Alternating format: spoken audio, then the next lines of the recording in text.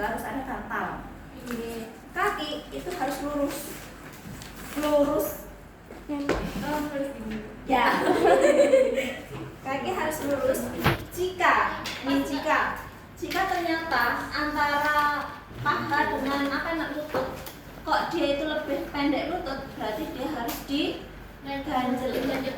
Dia menggunakan kursi kecil. Nah, setelah itu baru dikasih bantal. Anggap ini bantal ya. Kamu akan taruh. Nah, ini adalah bantal.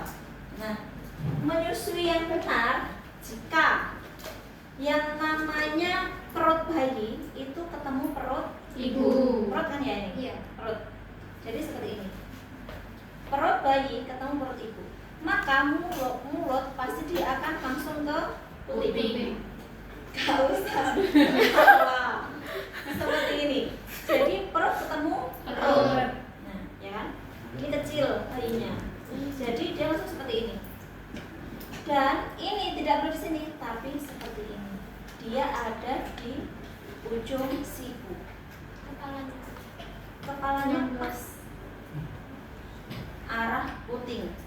Jadi dia fistus sama yang namanya puting. Gitu. Dan perut bayi ketemu sama perut ibu. Kalau perut ini tidak ketemu sama perut, maka caranya salah. Maka bisa menyebabkan lecet. Nah, kalau dia sudah menghisap, kita dengarkan suaranya akan glek glek glek seperti itu. Bukan seperti itu.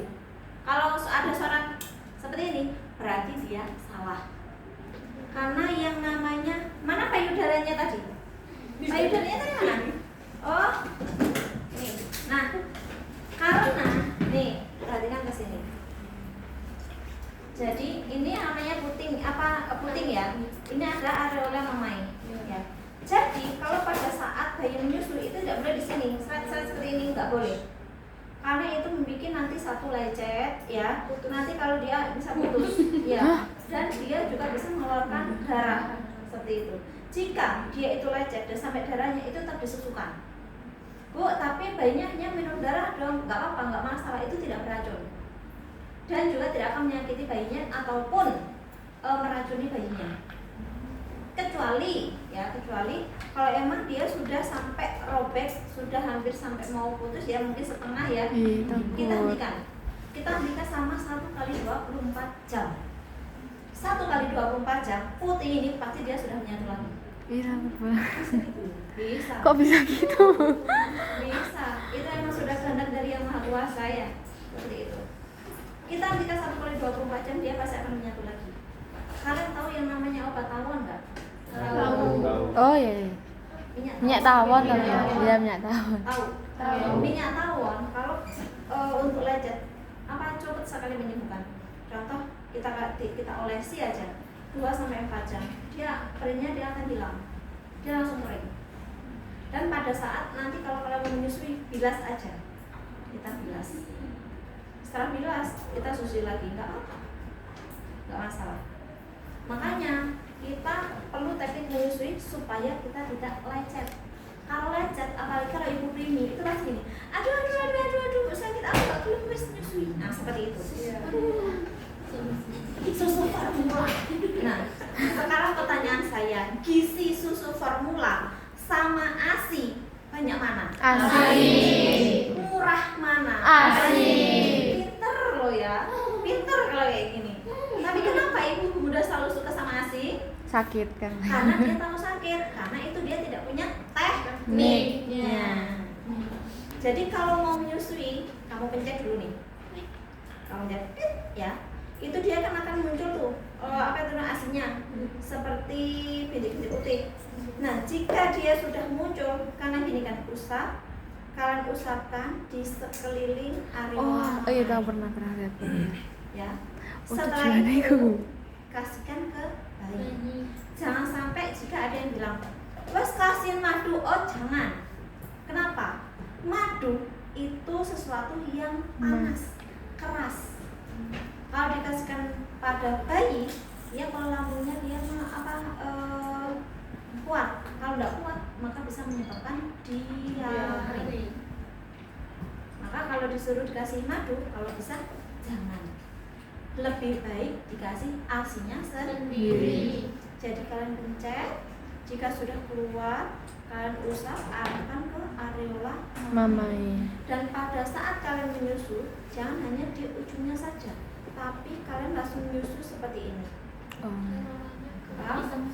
Jadi pada saat dia itu menghisap, kan ini yang dihisap, ya kan?